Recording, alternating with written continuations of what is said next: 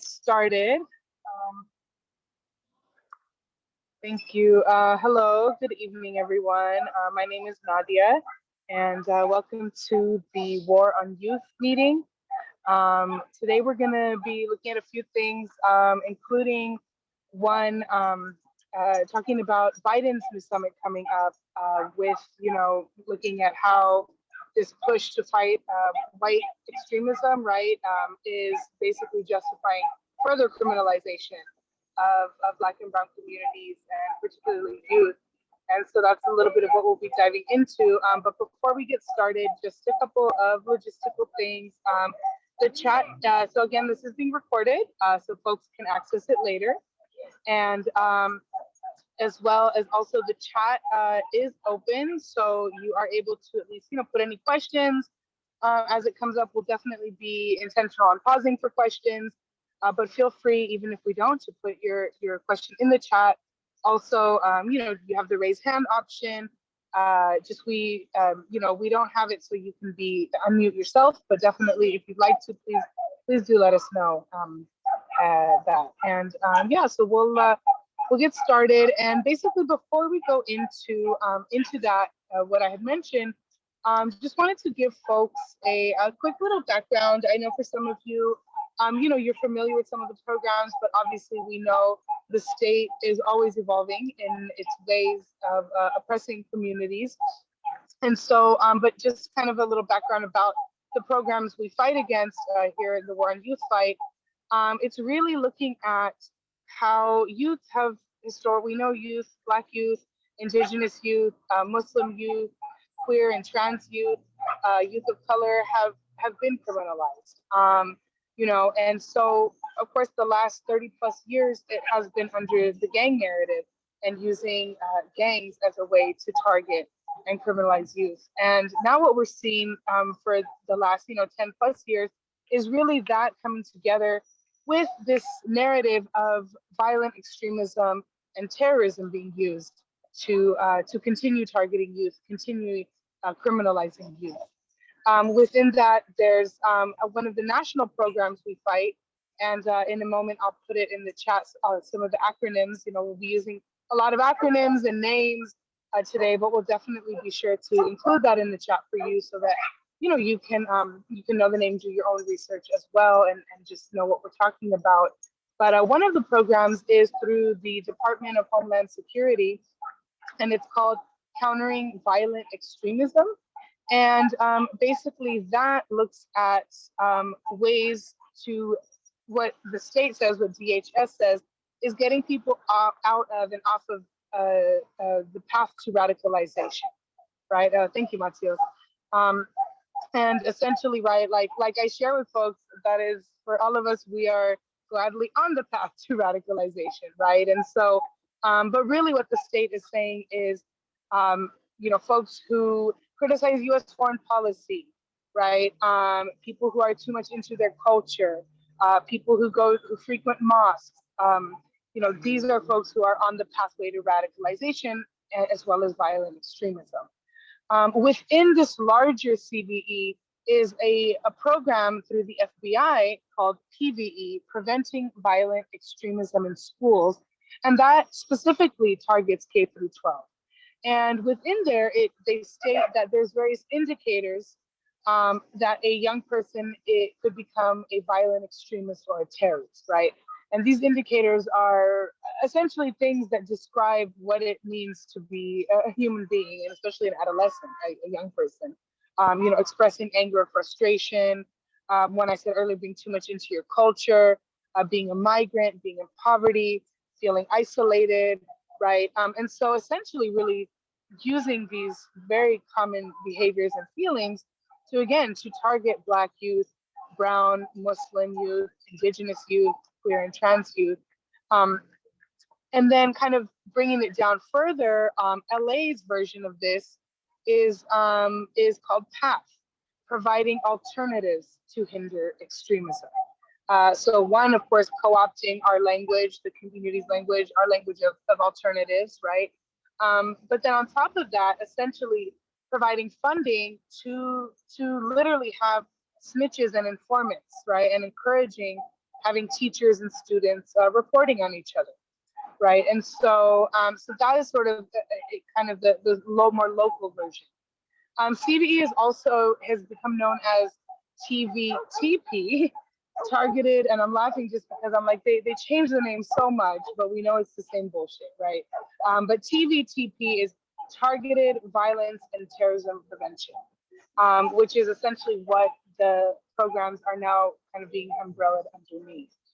And so, so it's in and I'll just in a moment, I'll pause and then I'll pass it on to Maraky to talk about Biden's summit and the press conference we'll have coming up and action. And basically, you know, we see with Trump and of course this narrative of, oh, we have to fight white supremacy, which how can the state actually fight against white supremacy when the state itself is white supremacist? But essentially, it's really under this that a lot of these programs are being pushed, right? So you have, right, liberals as usual and Democrats as usual pushing these types of programs in that name. And I want to remind folks that CVE was actually started under the Democrats, right? But essentially, it's with this that we see these being pushed more and more, these programs. But as I said before, we know just what history has shown us, and what we will continue to see is that they aren't going to go after white extremists. It's really going after communities of color, Black communities, Muslim communities, Indigenous communities.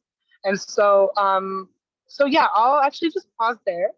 And just want to see before I pass it on to Maraky if folks have just any questions or comments about the quick summary I gave of the program so far.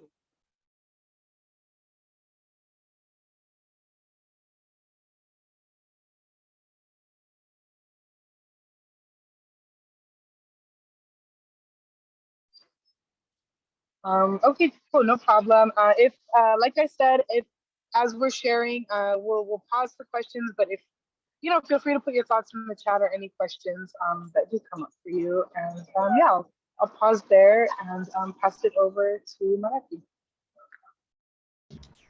Thank you so much, Nadia. That was a great summary and review of what all has been going on in the world of CVE and TVTP and all those other nonsense rebrands of the same issue of surveillance. So thank you for giving that context. So hey y'all, I'm Maraky or Maraky, I use she, they pronouns.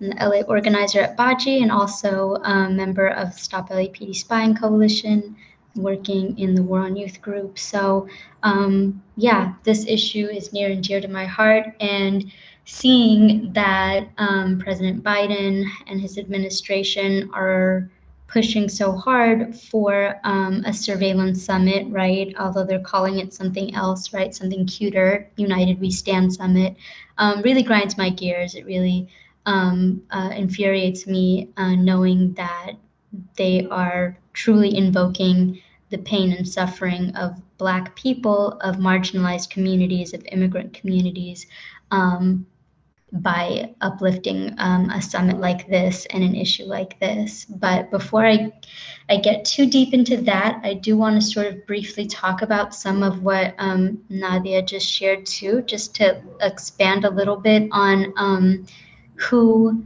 LAPD and DHS are really targeting with these CVE programs. We learned from these indicators that were put out from LAPD training documents in 2010 that they have a list of people who they are targeting, right? And it's evident in that list that there are certain markers that they look for, right? Certain indicators they look for of people that they will be flagging as potential quote unquote violent extremists, right? And some of those things include being passionate about Somalia, having absolute trust in the mosque, right? Even lacking resources, which what person in the US doesn't lack resources, right? Some questions in the PATH program have specifically asked if you've traveled recently, if you have a religious community affiliation, if you have animosity towards any religious community or political group. And they've even asked and had folks consider factors like having misguided interpretations of Islam or having troubles at home, which is so vague, and again, like lacking resources, who doesn't have troubles at home. And really just seeing these factors, these indicators are really baseless, right? They are clearly targeting people who are from East Africa, from Somalia, people who have mental health issues, who are Muslim, who, have any allegiance to a religious group that's not the norm, right? Like Christianity tends to be the norm. And so we know that inherently these questions, these programs, and these grants that are given to fund these programs are anti-Black, are anti-Muslim, and are anti-immigrant, right? They are doing nothing to counter white supremacy. They're doing everything to uphold white supremacy, right? And so that leads us to the United We Stand Summit. And I'll share a little bit from BAJI's statement that we'll be putting out to talk that addresses this summit specifically. But essentially, the United We Stand Summit is going to be held at the White House this Thursday. We don't know the time. We don't know the Zoom info because we don't, they just don't want to share that information, right? And so they're going to be having this summit at the White House, and it's going to be done under the guise of countering hate-fueled violence, right? They say that it's being done, they do this while invoking the white supremacist violence and terror that's been experienced by Black people and other marginalized communities in cities like Charlottesville, Virginia, Buffalo, New York, and really all across the US, right? And they're doing this in order to legitimize another white supremacist form of violence, surveillance, right?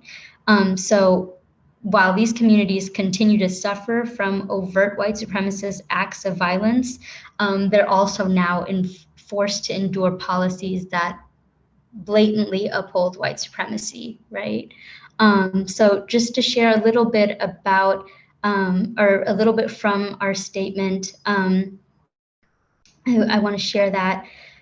I'll be sharing little snippets here and there, so forgive me if it doesn't flow naturally, but Black people have been targeted by government surveillance programs and labeled as Black identity extremists since the 1960s, when these programs monitored Black civil rights leaders and destroyed parts of the civil rights movement, right? Government-funded programs like COINTELPRO were used to infiltrate, surveil, and criminalize Black and Brown communities for their social and political activism. But more recently, Black immigrant communities in cities across the country have greatly suffered as targets of CVE programs, specifically in Boston, Minneapolis, and Los Angeles.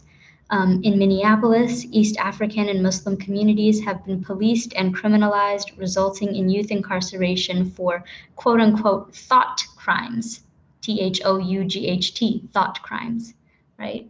In Los Angeles, the Targeted Violence and Terrorism Prevention, or TVTP program, which, as we just shared, is a $250,000 DHS-funded grant for LAPD to expand their PATH program, will deputize 500 community leaders, that's teachers, faith leaders, social workers, mental health workers, all to surveil and criminalize youth despite various and countless outcry from community members.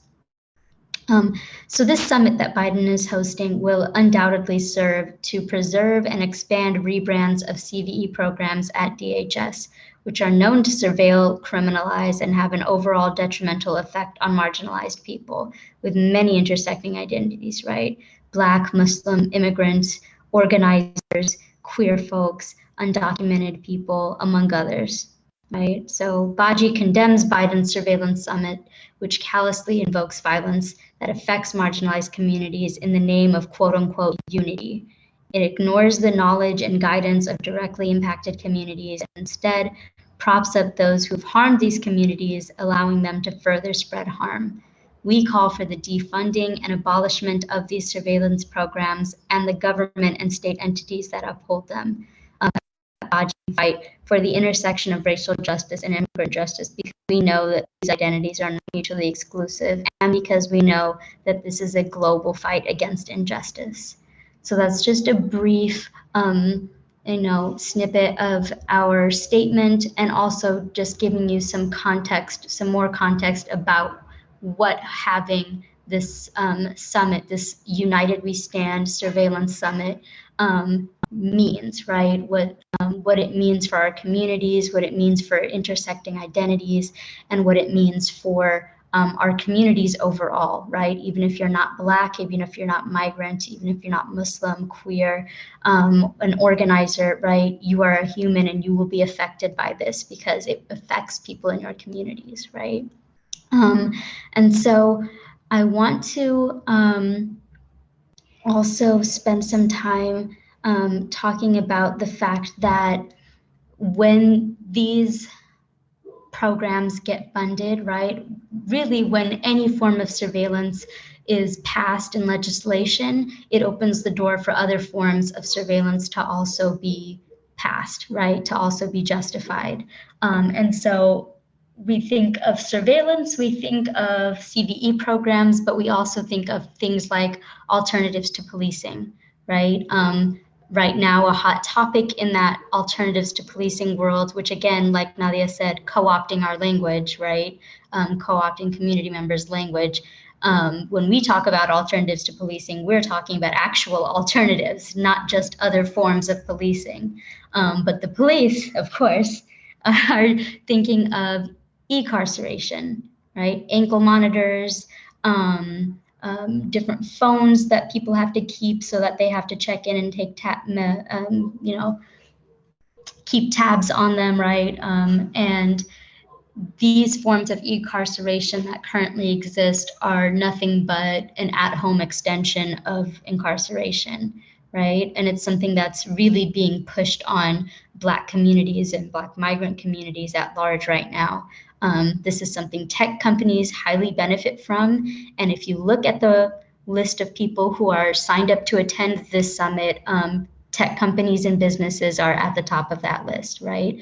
In addition to law enforcement agencies.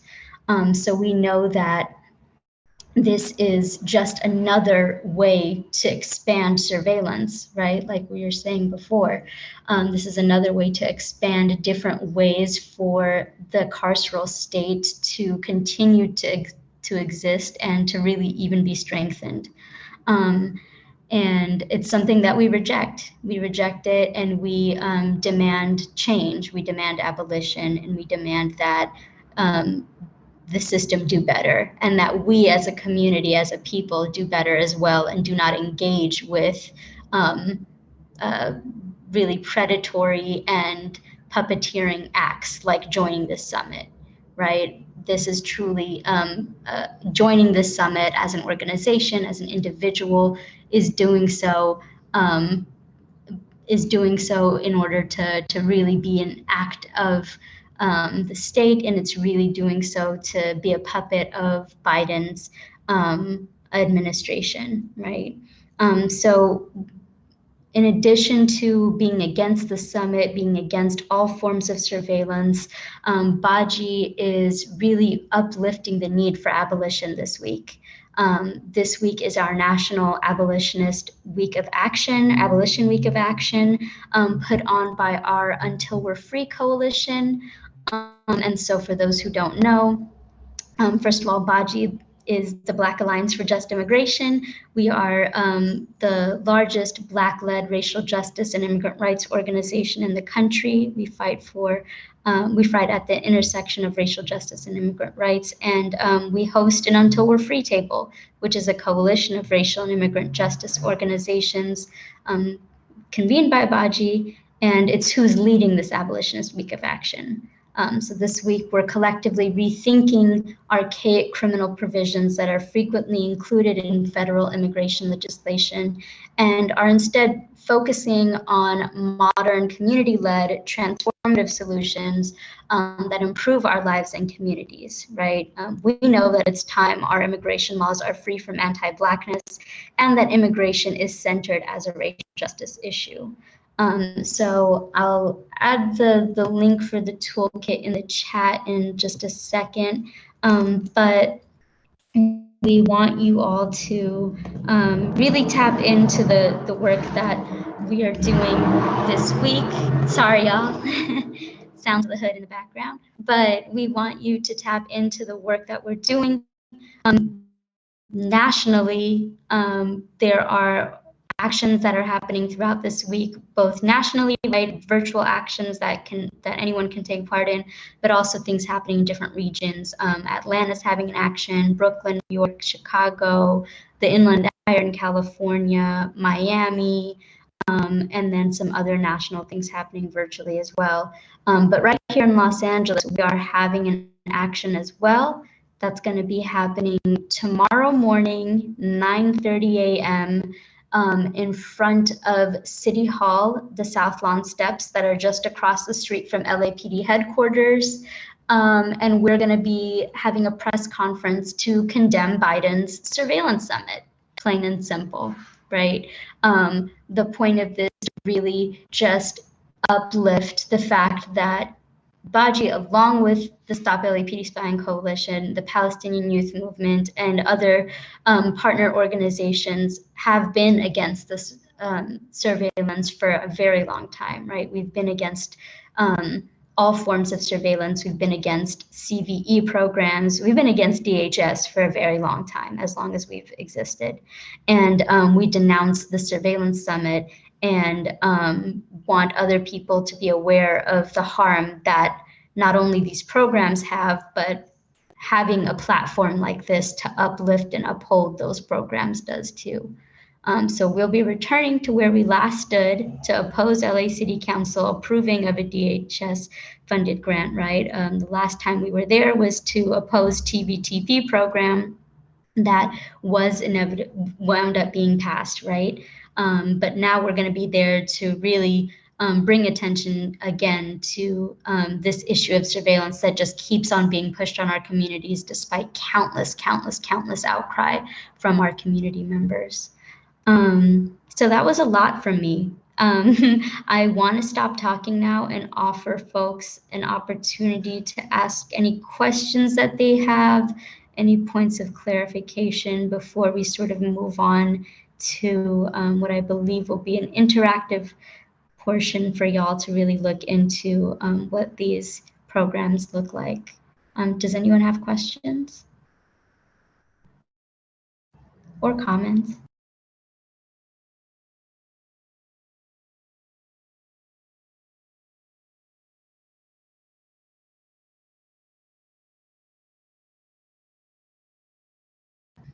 Such a good question, Matteo. Such a good question. Thank you for that. Folks can plug in with BAJI. You can connect with me directly. I'll put my email in the chat. You can connect with me directly if you want to get involved with our local chapter. And yes, shouts out to Akil for that great reminder and putting the information in the chat. Thank you, Akil. You can also tap into our social media, right? On Instagram, we are at InstaBaji, and on Twitter, we are Baji Tweet, I believe. There might be an S at the end of that, but you can get tapped into us through there, right? Our social media, you can message me directly on here or at my email, and yeah, you can always stay tapped into our work. But also, I believe I added the toolkit link earlier. You can use that link to really get tapped into the work that we're doing this week. If there aren't any other questions, I'm gonna go ahead and pass it to Brother Akil to get us going with our interactive component. Hi, everyone. I'm Akhil. I use he, him pronouns, part of Stop LAPD Spying. For this section, I just wanted to show you all some examples of documents that we found, both that have to do directly with LA and then also with these types of anti-extremism programs nationally that really show how direct the impact has been, and will be on Black migrants, Black refugees, Black Muslims, um, Black communities, and specifically youth and disabled people, uh, and how how it's putting a target on the back of people that the Biden administration has already been um, basically hunting and deporting at record numbers. I know that specifically he's been targeting the Haitian community for deportations. Um, but one thing that these documents also shows is the real emphasis of these programs nationally on Somalia and East Africa as well. So I'll just go kind of like show a couple highlights, and then maybe I can post them in the chat, the documents, and you all could look through them at your own leisure. And then what I would love to hear from people about after we look at these examples together is ideas about either research questions, basically questions that come up for you when you're seeing these things, and ideas about how to take this to the community and how to do outreach, pop ed, how to show how racist these programs are fundamentally, and kind of cut through the bullshit that these are ideologically neutral violence prevention public health programs. What they are is racial profiling. So starting it off with an LAPD, sorry, could somebody give me screen sharing, please? Thank you. Starting it off with an LAPD document from 2010. Again, this is the roots of this program, even before LAPD was officially designated a pilot city for CVE. And right away in their training guide, they list under possible risks for terrorist recruitment, number one on the individual level, being passionate about Somalia. And then number four is not having Somali icons for whatever that means. Absolute trust in the mosque, as Maraky had said earlier. Elsewhere in this document, they list things such as, criticisms of US foreign policy, beliefs that Israel is responsible for, like conflict in the Middle East, basically basic commitments to anti-imperialism and to criticizing US militarism are also labeled as potential risks of terrorism or extremism. So this is an LAPD training doc, and the way that it sort of works, I found another example over here. I'm sorry.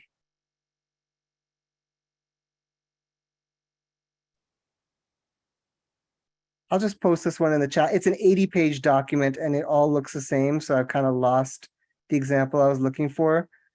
But the way that this doc often works, this is one that doesn't give the examples, but it shows kind of it shows how they work. It starts off with a case study of what the LAPD considers to be extremism or terrorism, and then basically it extrapolates backwards into that person's life, reaching out to try to identify what factors about that person, what factors about that group, what factors about that community, and what factors about that context mean that that person was inevitably going to commit violence. And those are the things that the LAPD considers as worthy of surveilling. This entire theory is radicalization theory and predictive policing. It's the idea that behavior, as our dear friend and leader Jamie has really talked about over the years, this idea that behavior can be mechanized and predicted and quantified, and that certain behaviors are indicative of certain future behaviors, and it's always completely soaked with intent and ideological context. And the context here is that they're seeking to paint an entire community as deserving of violence, or entire communities.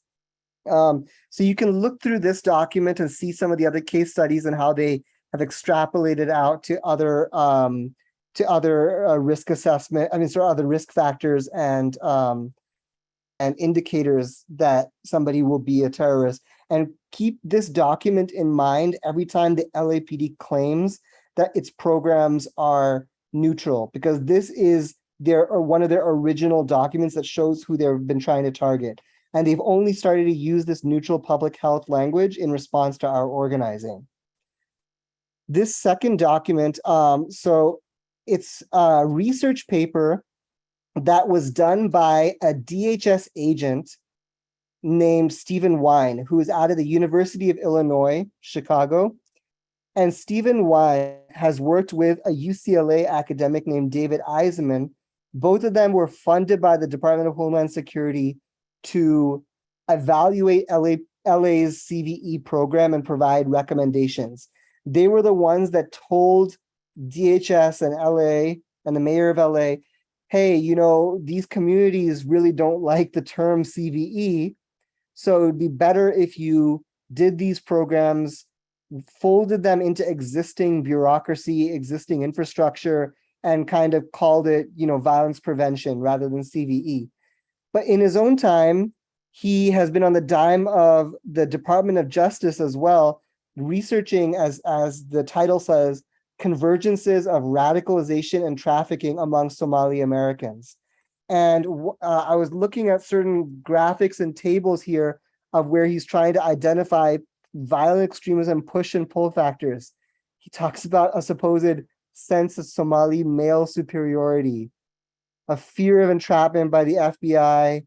Oh, I see Nadia's joining. Negative portrayal, these things. And then he names these, you know, organizations, Al-Shabaab. So basically, you know, again,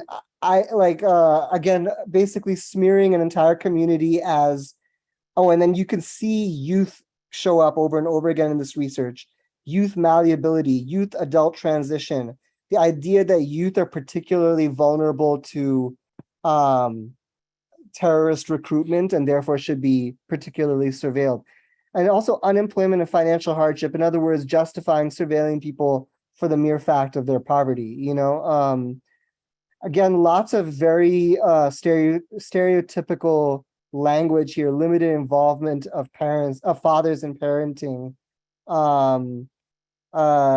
lack of male role models.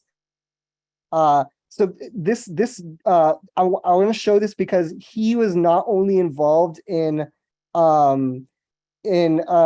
collaborating with the LA CVE department, but he has been instrumental in procuring TVTP funding for UIC, the institution itself, and also evaluating the program in Minneapolis.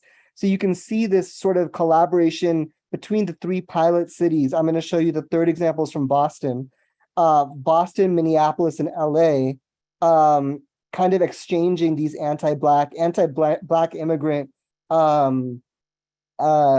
ideologies and frameworks. So here's, and I'm going to put this one in the chat too, so people can look through. There's a lot more in here. In fact, here's where he kind of distinguishes how certain common push factors are going to lead for some people to extremism and some people to trafficking, and how, you know, these are the recommended. It's really ironic because then he says avoid profiling Somalis under his recommended practices. No self-awareness. Anyways, I'm going to put this one in the chat so people can look through it. I'm trying to be quick so we can get to the discussion as well. And then the third one I'm going to share is a research paper by this person named Heidi Ellis. And Heidi Ellis, it works at the Boston Children's Hospital. And the Boston Children's Hospital is another recipient, I think multiple time recipient of the Department of Homeland Security's Targeted Violence and Terrorism Prevention Grant, TVTP. And Heidi Ellis, this is, I wish I'm zooming in as much as I can. Her has been researching extremism in Somali communities with certain, supposed community support. I don't know exactly who that is. And this document is called Relation of Psychosocial Factors to Diverse Behaviors and Attitudes Among Somali Refugees. So basically the point about this one is researching convergences and differences between factors that lead to gang involvement and violent extremism. So again, going back to what Nadia was saying in the introduction about the way that the gang narrative is being augmented with, and also not only the gang narrative, but this narrative of delinquency. So again, a real focus on youth delinquency, gang involvement, and openness to violent extremism among Somali refugees. And one part that I found really interesting when I was skimming this one is one of the metrics they were using. You can already see there's a lot of shit here. One of the metrics they were using is, wait for it.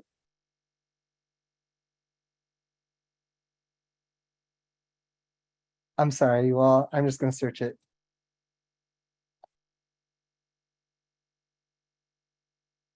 Where, US. Where is it? Here we go. Attachment to the US/Canada. They're assessing people's identification with the country, the US, with these surveys that says being American/Canadian is an important part of my identity. It is important to me to contribute to America. So they're judging people's supposed proclivities to extremism and marking whether people have a high attachment to the US/Canada or not. And there's another thing that says activism and radicalism intention scales. So we have constantly maintained in our specific, coalition, the war on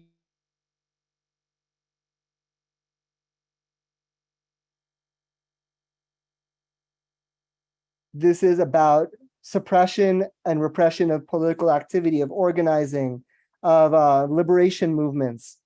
And here they are using an assessment to gauge people's readiness to participate in legal or illegal violent political action, and to be used as an indicator of radical intent among groups potentially vulnerable to terrorist recruitment. So they're using 4 items assessing readiness to participate in legal political action, and 5 items assessing readiness to participate in illegal and violent political action, which is what they call radicalism. So there's all of these different things. They're assessing people's trauma. They're assessing people. So this is the type of extremely racist research that has been happening on Black immigrants, on Black refugees, and with the intent of treating these communities with suspicion from the get-go. Absolutely, Jamie. In fact, sorry.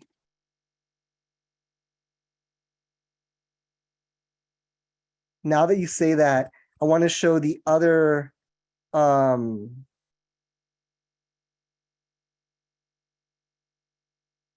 here we go. I want to show the other research paper that was done by the UCLA researcher.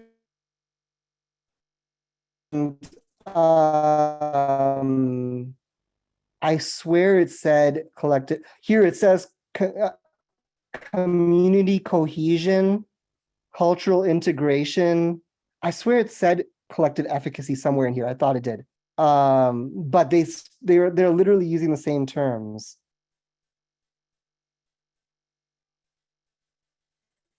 Here we go. Social cohesion, low social cohesion and connectedness. Anyway, I'm sorry. Well, I should have found that earlier. But that was a few examples of the way that these programs are directly specific. They're like open about their intent to target Black migrants and Black refugees. And what's really ironic is that Biden, I don't know if ironic is the right term, I was just going to say disgusting, is that Biden is justifying promoting this program, this framework, in the name of countering white supremacy by talking about things like the massacre of Black people in Buffalo.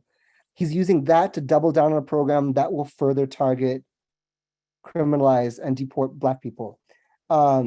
So based on those things I showed you, based on what you learned from Maraky and from Nadia, just general questions to whoever is open to respond. How do we bring this to the community? How do we make public, what kind of op-ed materials could you imagine? And then also, what other research questions come to mind?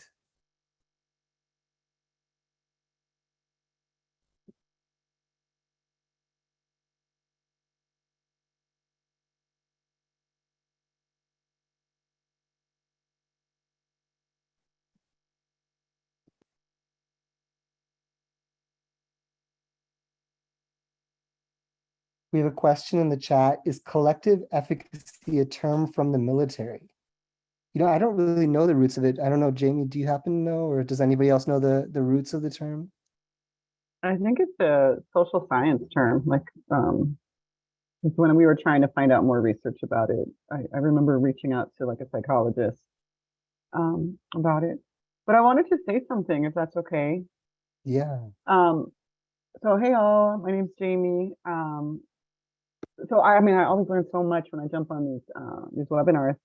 And so I've been kind of informally, the public health working group has been, meeting and, all us mad scientists in that group trying to, abolish everything.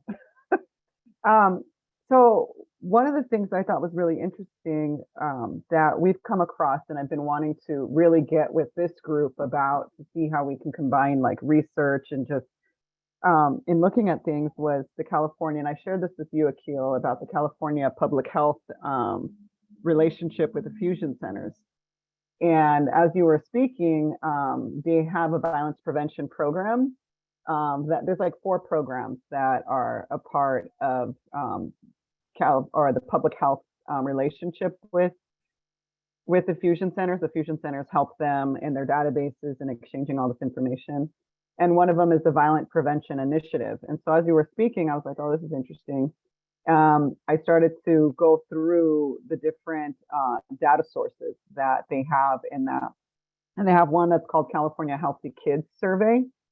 And so I was like, oh, let me look at this, and this is just like stuff I'm looking at right now. And it's all like information that they're collecting on student academic performance, social emotional behavior, physical health of all youth. And I think it's really, and what's really interesting in that group right now is how we're really trying to kind of unpack and how we locate health sciences in the kind of project of empire building and the project of white supremacy. And I think that like it's interesting how it replicates itself, similar to how we speak about policing and abolition. But there's these creations of these like massive behavioral monitoring systems, or in public health terms, when we think about epidemiology, these massive systems to surveil emerging and re-emerging diseases, where they actually kind of, not only are they really expensive and they're just like monitoring behaviors and these abstract things of like how we're acting, or they kind of reduce our health and our wellness to like a microbe or a virus that's traveling around, and it's like the boogeyman, like everybody's scared of COVID, everybody's scared of polio, right? So they seem to be, they are legitimized. But what they do, and I was reading this one article from another public health surveillance person, or who was studying public health surveillance, and he used this term that they take away from local areas of concern. And I was like, okay, that's like really difficult language, like unnecessary, but they take away from what it is that's really going on the ground. So just like, so anyway, so I just wanted to share that we're really looking at these 4 programs that the Fusion Center has with the California Public Health Department. And so there's 4 of them, and I just want to share, and I'll stop right here. I'll just share them real quick. Let's see, what are they called?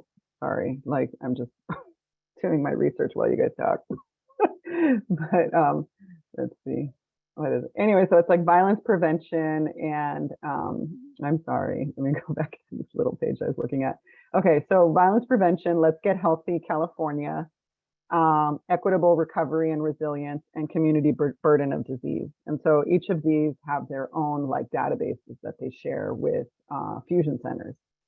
And and then like just the last thing too is just like this is already how we're seeing this the like information sharing environment, and how all this data is being intersected with a tool of criminalization. And so like that's one of the biggest things that we're trying to uplift in that group, is just be like, you know, okay, so you say like, you know, this is all in effort for our health, the public health or whatever people.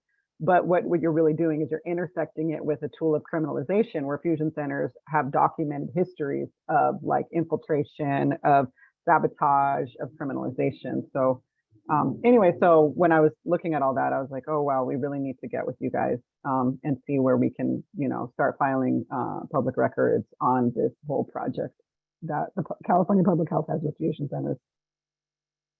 Thanks so much, Jamie. I see you, Hamid.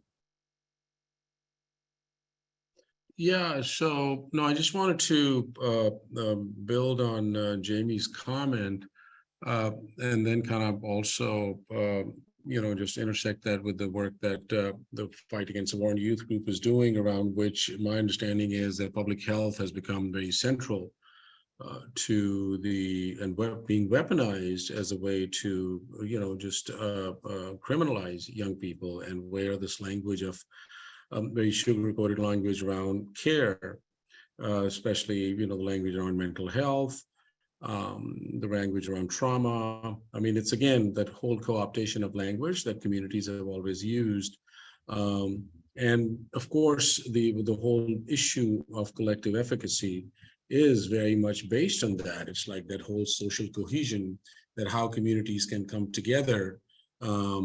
So I'm just wondering that, you know, listening to what Maraky was speaking about earlier, and then Akhil, some of the research that you're sharing, you know, I mean, I think it's also, I'm really pleased to hear that stuff that Jamie is offering, and how this, you know, intersecting it where we are right now. So there's a lot of opportunities for us to kind of expand and build.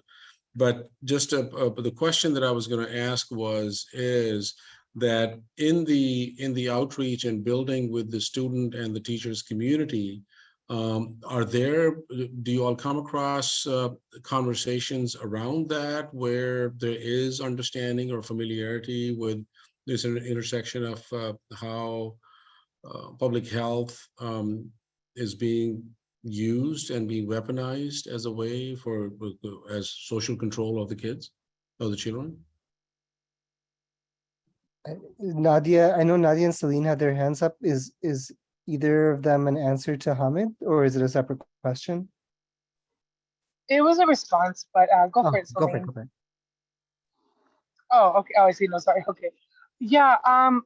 You know, just well, just for some context, I'm a high school teacher too, and yeah, I feel like, you know, in generally speaking, no, I think there isn't that, and I think that's been something we've talked about, right, for some time on just as we're, you know, we're doing workshops with teachers, like the need to intentionally show this connection. I mean, of course, there are plenty of teachers who do see that, right? But I think that's more folks who are thinking about these systems critically too, right? But yeah, in terms of, as generally speaking, no. You know, and you know, whenever there's like the child abuse trainings, and we have a bunch of mandatory trainings, mandated reporter trainings, and professional developments, none of this comes up, and which is of course to be expected, right? We know that academia and education is a part of the impression as well. So to answer your question, on a large scale, no, it's not, which really shows our need to continue making these connections. Can I ask a follow-up to that real quickly, connected to this? Or Can I also just provide one thing to that, Hamid, the Sure, first one? sure. I think that where that intersection is and where it'll be much more obvious is also with therapists and school counselors. They're the ones who I think are being deputized in the name of public health more so than the teachers. And also with the fact that PATH is an explicit partnership with the LA County Department of Mental Health. I think we've been organizing with teachers for many reasons, partly because of also union power in the way that it's helped us win in the past, and the fact that teachers are going to be deputized as well. But I think that that intersection you're talking about is especially strong with social workers rather than with teachers, and we should do more organizing with LAUSD school counselors. But what was your follow-up? Sorry, Celine, I'll be real quick.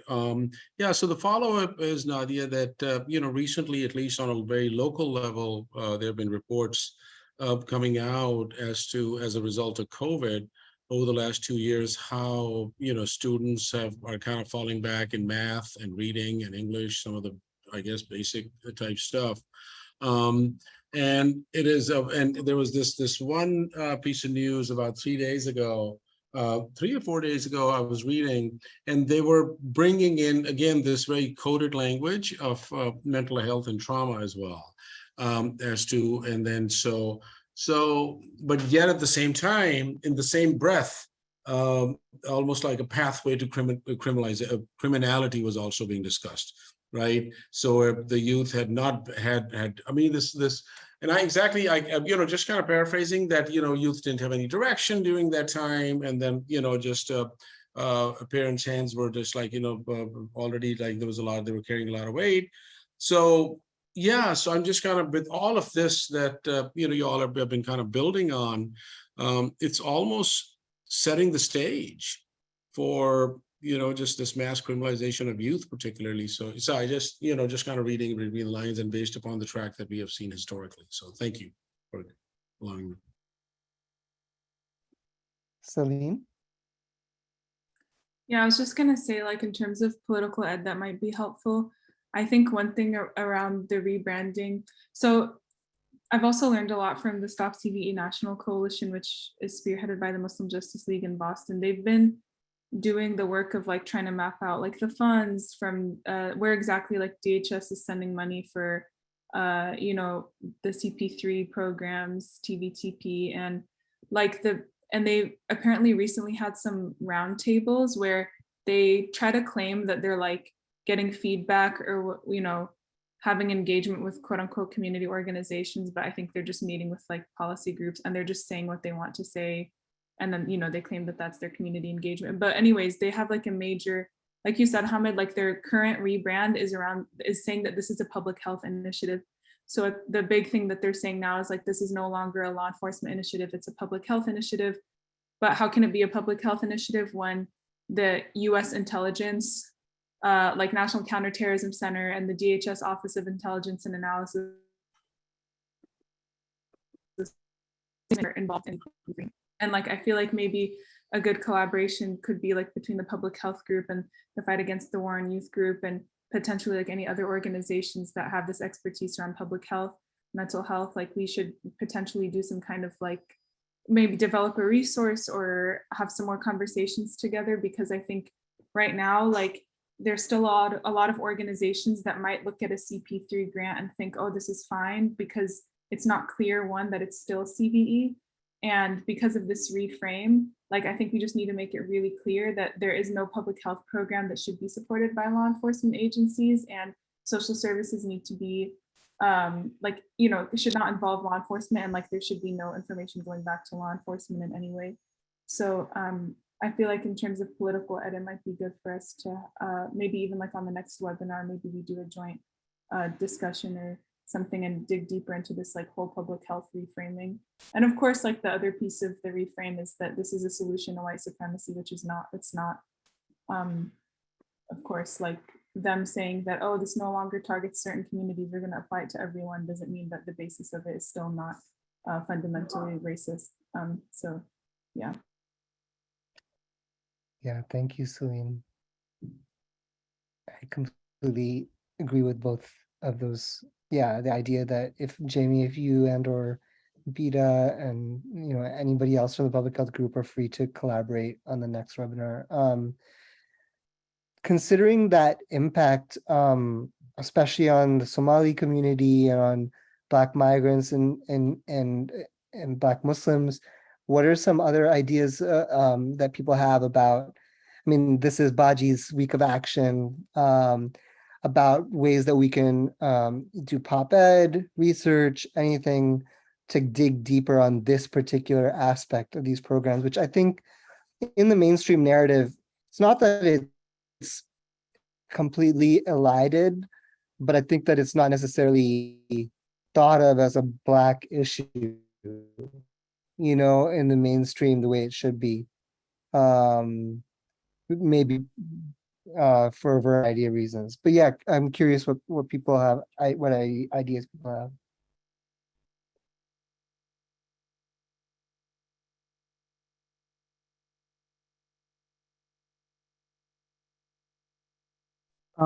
Yeah, I can jump in real quick. Hey folks, my name is Matthias. I use he, him pronouns. I found it helpful, in talking to specifically Black educators or Black students or Black youth about this program. There is a degree of like, oh, this doesn't seem immediately threatening, just because I think, especially here in the coalition, we're so acquainted with talking about more explicit, more local LAPD programs that use like the traditional dehumanization that we're used to, the language of gangs, the language of like criminals, and programs that target the Crenshaw corridor in South Central and whatnot. But I think, at the top of this conversation, Nadia did something really, I think, vital and really interesting, which was anchoring this program in that history of a gang narrative, in that history of targeting delinquency that, goes back, it like runs in line with just the criminalization and dehumanization of Black people. So I think for me, what's been successful is like we've said so many times in the past, or in the course of this conversation, highlighting and uplifting that anytime, a white supremacist system has a new tool, it's going to be used to uphold white supremacy. It's going to be used primarily to execute racist violence, specifically anti-Black racist violence. And so, I think just emphasizing that aspect for me has been useful, and rooting it in that history. Thank you, Matthias. Any other ideas or thoughts? Maybe we can do one or two more, and then I'll toss it to Celine for the last section of the webinar.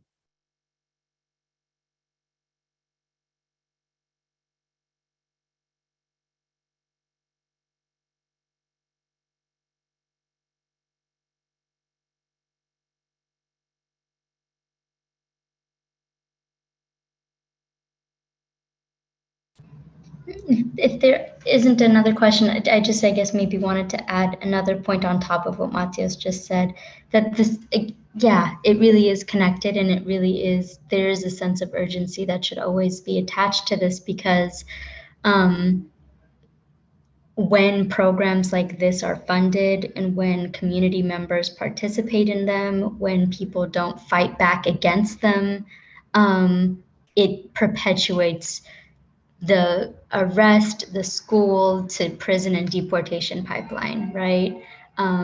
We end up seeing more instances of police brutality, more instances of policing and surveillance and incarceration and then deportation, just because of programs like this being funded, right? And just because we have schools or teachers that don't know about it, or know about it and choose to cooperate with it, right?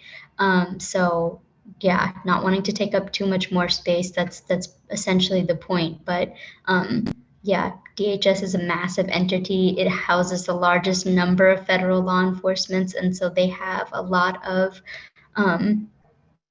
resources, they have a lot of money, and this is, yeah, it's only perpetuating their reach, not to blame the individual, not to blame teachers and educators, but just to note that it is in our power to reject these programs. It is in our power to organize against these and to protect our children and protect our community members by not perpetuating it. I see somebody wrote in the chat. Do you want to speak to that, Tunde? Oh, yeah, I really appreciate this webinar. It's my first time on a Stop LAPD Spying webinar, but this has been super informative. I'm actually in Atlanta, and I'm working with a group called the Black Alliance for Peace. And, we focus a lot on, the connections between, militarization in the US and how that's part of a war on, poor folks, marginalized folks. And I think, y'all's framing around surveillance and surveillance as being part of militarization is really interesting and useful. And so I was just thinking about this conversation and how that connects to, some of that framing. There's an ongoing bombing campaign in Somalia, I think, that the US is carrying out in conjunction with NATO. And so, just looking at those intersections and how, the militarization is taking place, in Somalia in particular, and how that is impacting what we're seeing and what y'all are talking about as far as, Somali immigrants and how they're being targeted and how the war is taking place against them is really interesting. So I'm thinking about those, like just looking into that more as I, familiarize myself with this. Absolutely. Yeah. Thank you so much, Tunde. I feel like it's very clear that that this program has at its root, at least one of its many roots is targeting the people uprooted by imperialist violence in other places here, and then naming, connections to, like, there's this, the specter of al-Shabaab is all over these research documents on Somalia, Somalis in America, and yeah, absolutely. Echoing what people say in the chat, it would be really wonderful to collaborate even more directly with Black Alliance for Peace and to really, help create materials that spell out those connections between US imperialism and surveillance. Yeah, actually, thank you for that. And we in Atlanta are interested in surveillance as it relates to our context locally. We see Atlanta as a growing hub of camera surveillance. There's something like 14,000 cameras that the Atlanta police have access to. So I think we've just been watching, y'all's work. We know y'all have been in this for a number of years and would love to connect more about that. And obviously with BAJI, because, we are interested in this work around immigration and Black immigration in particular. So I'd love to connect with y'all in particular.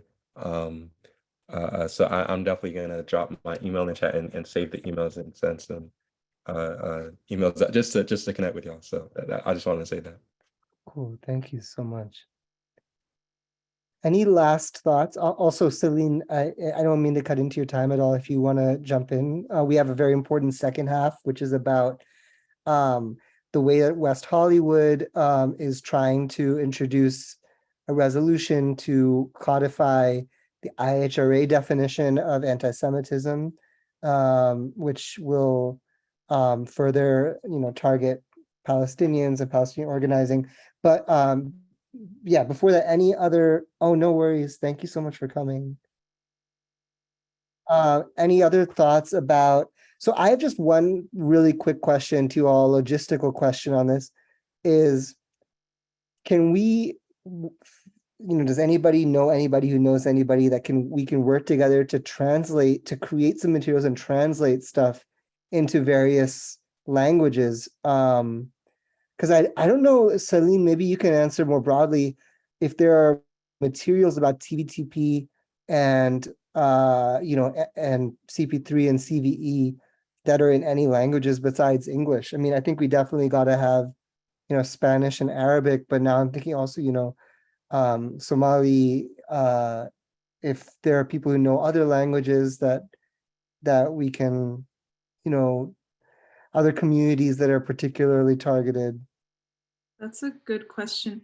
I can ask. The only thing I know of is that there is a report from the Masdar Center in San Diego, which works with primarily like Iraqi and Syrian refugees. They wrote a report on CVE a while back, but I actually don't know if it was translated, and I can maybe even ask some organizers in Boston and Minneapolis if they do have any materials translated, but honestly, it would be a good idea. And yeah, just having some like simple resources we can share with people, or just, you know, like what to look out for, or even, I know we've even talked about like if we know certain institutions have taken CVE grants, like just having that information there, and you know.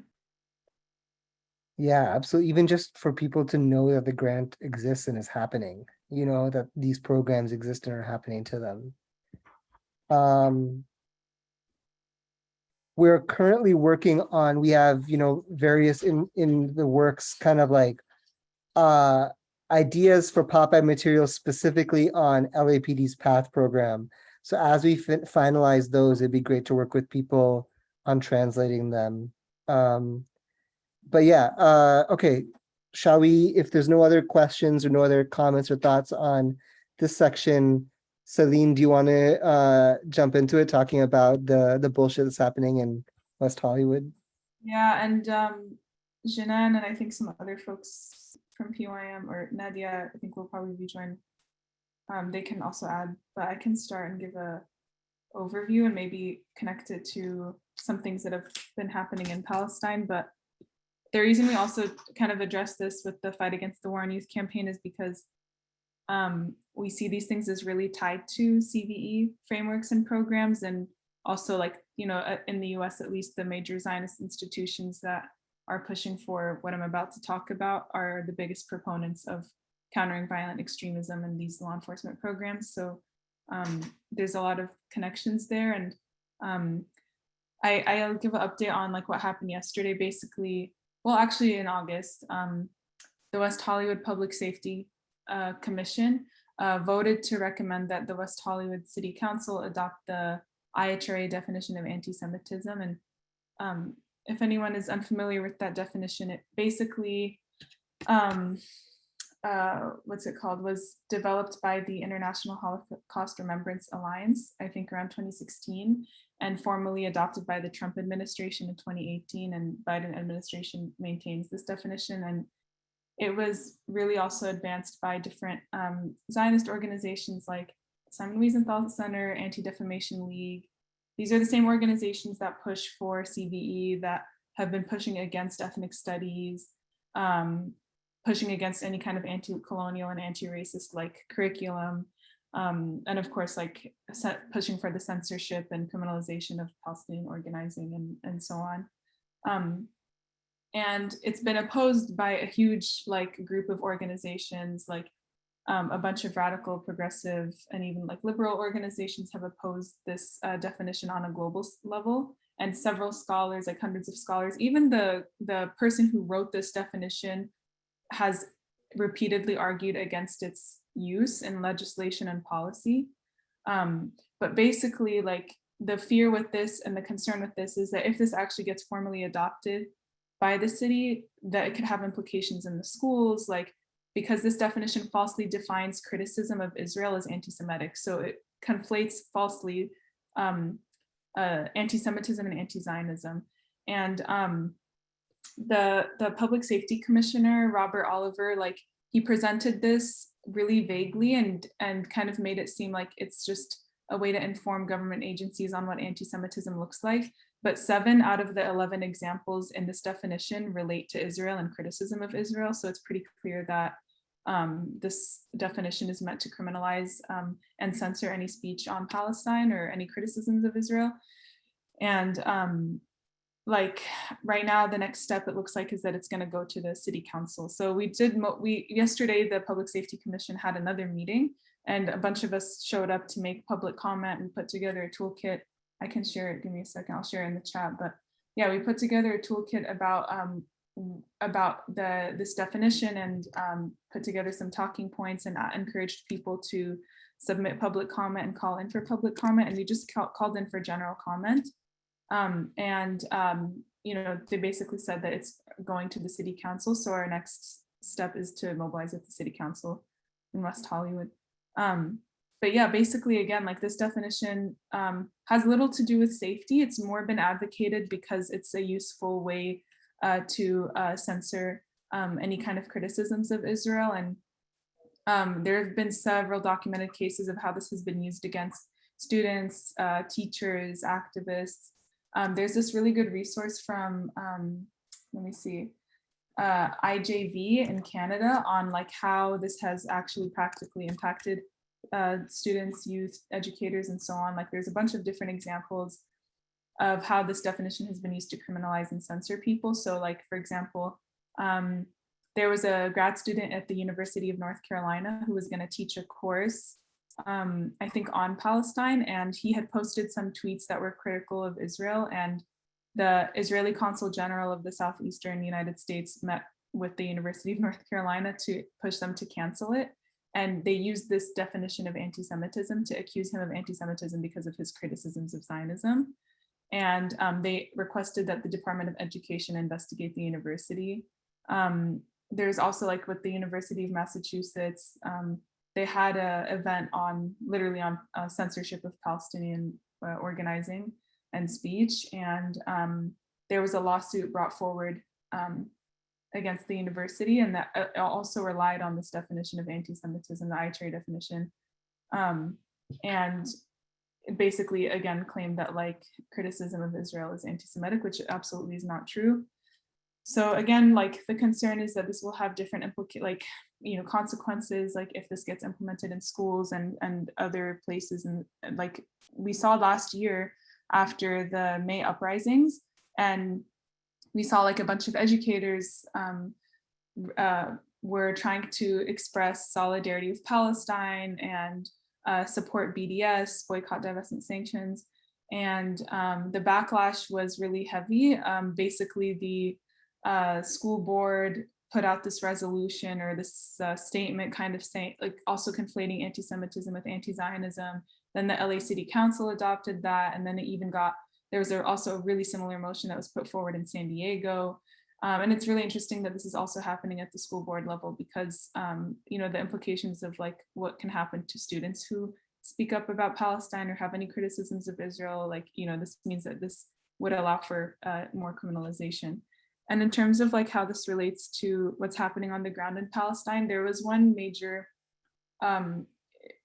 there's a major issue that's happening more recently. Basically last month, Zionist occupation forces raided and shut down the offices of 7 Palestinian civil society organizations, including Al-Dhamir Prisoner Support Network, the Union of Palestinian Women Committees, the Union of Health Work Committees, and a few other groups. And they basically ransacked and destroyed their offices. They confiscated materials. They literally like welded the doors shut, and they left behind these closing orders that said that the offices were forcibly closed in the name of security in the region and to combat the infrastructure of terrorism.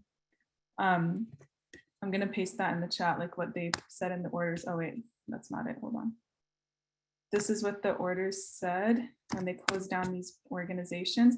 And this attack came after the Zionist, quote unquote, defense minister, Benny Gantz, like declared them terrorist organizations in October of 2021.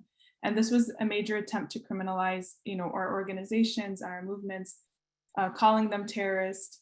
And this is especially relevant for us because obviously we just spent like an hour and, you know, an hour, 15 minutes talking about these like designations of terrorism and extremism and how they're used to neutralize political organizing and how they're used to criminalize political activism and organizing. And this goes beyond obviously Palestinian organizing, but these definitions of terrorism are being utilized to justify political repression and surveillance. And these are efforts to intimidate and silence groups that document the brutality of the Zionist occupation or who attempt to expose the violence of the Zionist project to the world.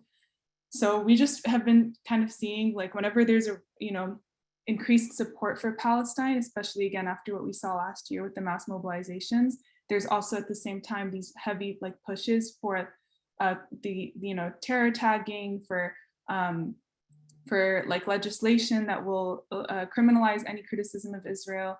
Not only through pushing this the IHRA definition, but also through different Zionist organizations supporting these federal surveillance programs and frameworks like CVE.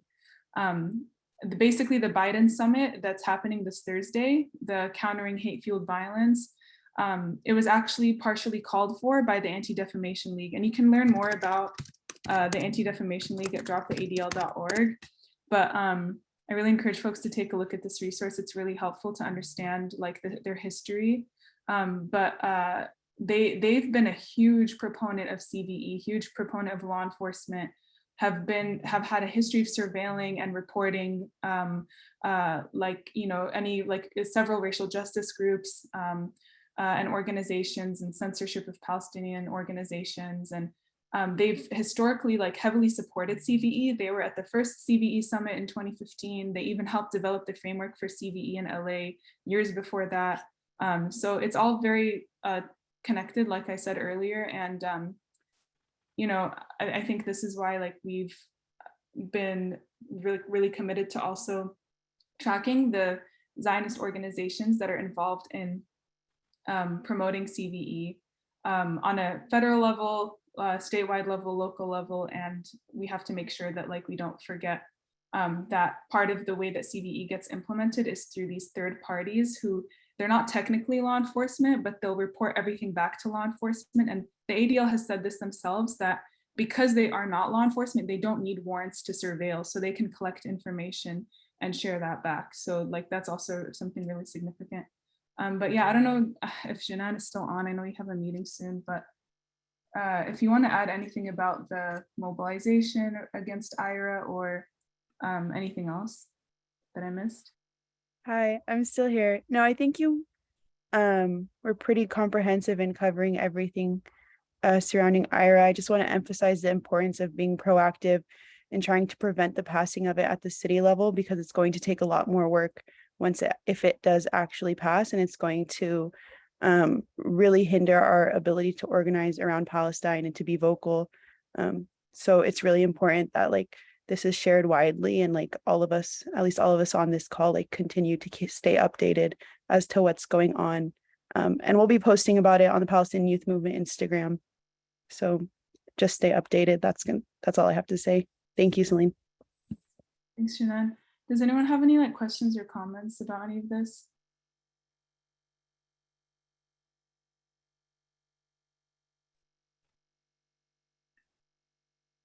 Celine, I guess for any upcoming actions around the city council, should we just plug in with that toolkit?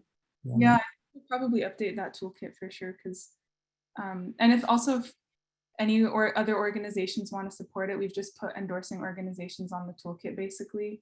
Or if like there's any, I think another thing we discussed is potentially putting together like a statement. Can y'all hear me okay?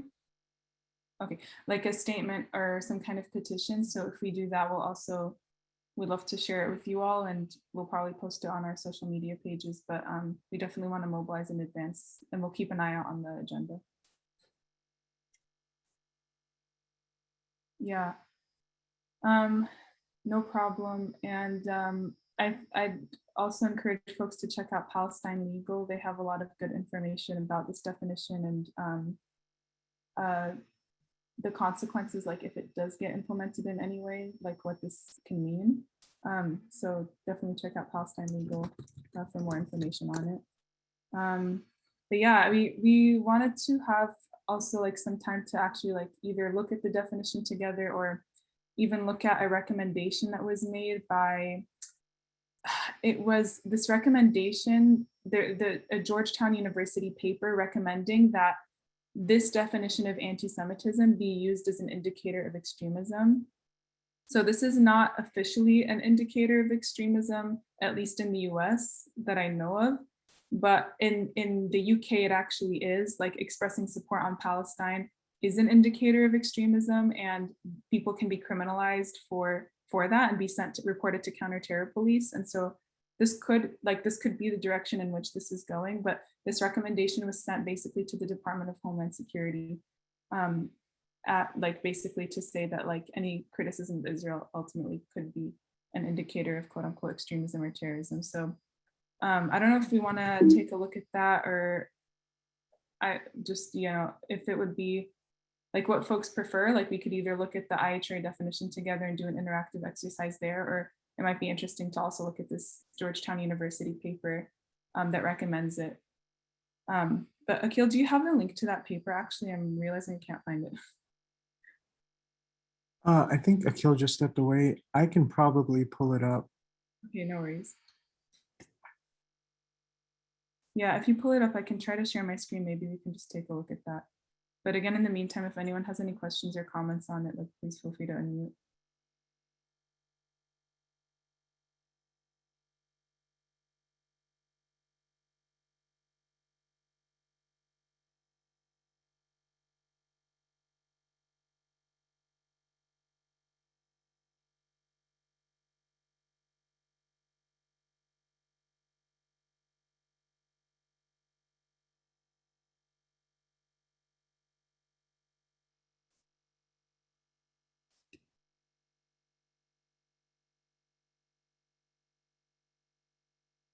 Oh, I can also share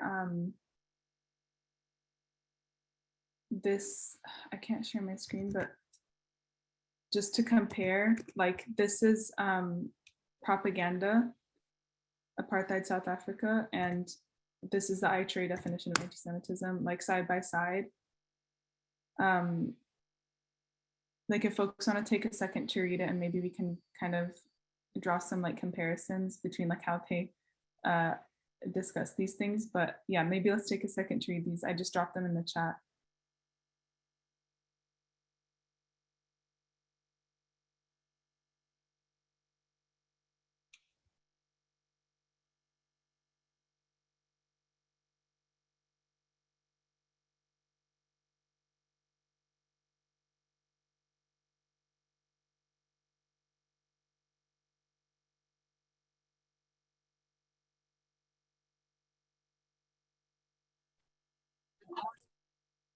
Yeah, and if as folks are reading these,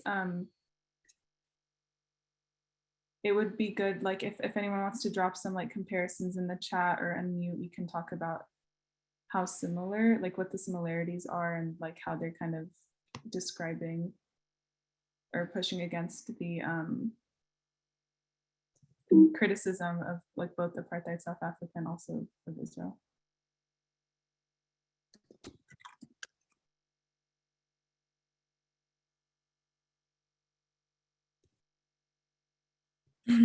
Yeah, to single out both countries for being racist is inherently racist. Yeah. Right, in the IHRA definition, it says that it's anti-Semitic to claim that Israel is a racist endeavor. And here it says, I think to single out South Africa on the grounds of violation of civil liberties or institutionalized racial discrimination is racism. Which is wild, but.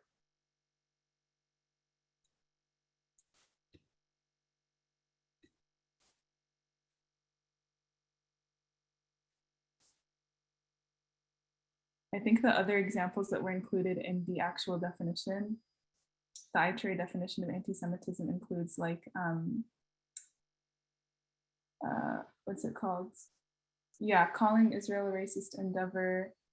And yeah, the double standards piece, like claiming that it's a democratic nation and requiring, like having any criticism basically of human rights violations would be considered anti-Semitic, again, which is completely false, but this is what they're attempting to institutionalize and actually like implement. And it's pretty ridiculous. Sorry, y'all, we're still looking for this Georgetown paper that basically expresses like the need for the Department of Homeland Security to adopt this definition in order to expand, how like what can be used as an indicator of extremism. And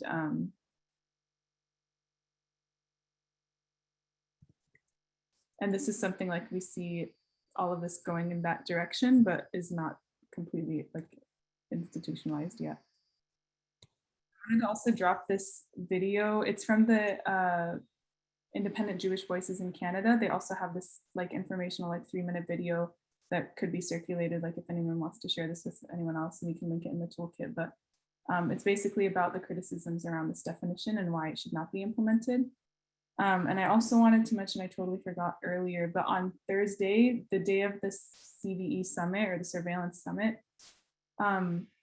if you, basically the Stop CVE National Coalition is going to try to put together a social media toolkit. So you can follow this, I think on Instagram and Twitter, and they'll probably be posting just about the summit and would encourage other organizations to post as well. And if we can get a link to actually tune into the live stream of the summit, we can also just do some live tweeting about like what's actually being said. And I think it would be good potentially on our next Tuesday night meeting to debrief it and see what's said, because one thing that we did suspect is that potentially the Anti-Defamation League might push for like more increase in funding for CP3 programs, or even, you know, whether it's pushed by them or not, like we're concerned that the expansion of counterterrorism programs and like the expansion of funding for them will be proposed. But we'll see what's going to happen at the summit. But again, I would encourage people to follow this page. It's the page of the National Stop CVE Coalition, and we'll send out like a social media toolkit to all of our organizations. And they also put together a letter for sign-on that kind of outlines concerns with the summit. So I can also share that in the chat as well. And it kind of details like the issues around how they're claiming, you know, that it's a public health initiative and that it's the answer to white supremacy, but obviously that's not the case. So this is the link to the letter, and then the link to the sign-on form I'm going to link in a second. Yeah, also, Matios, I know you're helping me find this paper, but we can totally just end early as well, if and we can maybe just look at it in the next meeting. But I think again, like we'll definitely post and update the toolkit once we're ready to like mobilize at the city council level. Once we know like when it's going to be on the agenda, we'll also put out another call to action against the IHRA definition. So I don't know, is there anything else before we close? No, thank you, Celine. I'm sorry I couldn't find that paper more quickly. I know Akil had it ready. Yeah, I should have pulled it up earlier. It's no problem.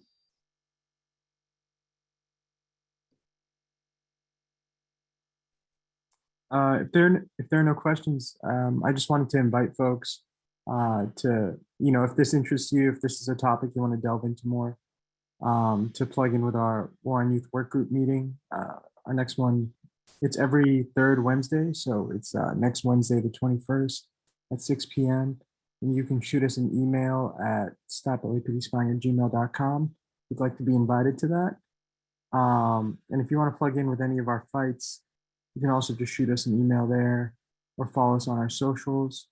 I'll also link to our monthly calendar so you can see the rest of our work groups. I'll send that to you so you can see the rest of our work groups and the rest of our events.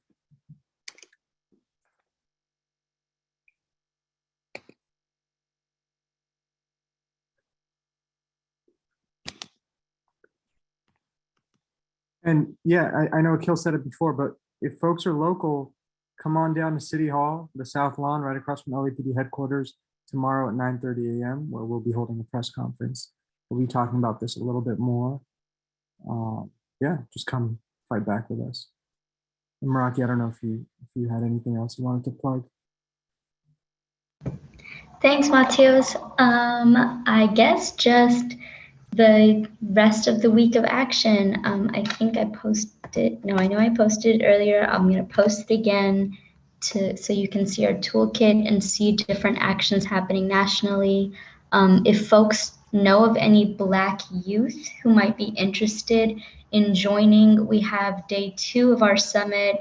You did not have to come to today's summit to participate in the second day, but that will be happening tomorrow from 3 to 5 p.m. Pacific time, 6 to 8 Eastern. So folks are welcome to register for that. Information should also be on the toolkit there. Just, tune into what we've got going on this week. There's actions happening throughout the week until Friday, so just stay tuned in and show up in person tomorrow if you can. Yeah. Thanks, Matthias. Yeah, no worries. Thank you, Maraky. And last thing, if you want to come talk to us face to face, or just check out the coalition a little bit more, we're housed at the Los Angeles Community Action Network, LACAN, in Skid Row, and we have a meeting open to the public this upcoming Friday at 5 p.m. And the coalition will be there. We'll be tabling with our resources, so we'd love to get to know some folks and talk about things a little more expansively. That's all I got. So if there's nothing else, have a great night, friends. Thanks so much for plugging in. Thanks, everyone. Thank you, Matthias. Good night.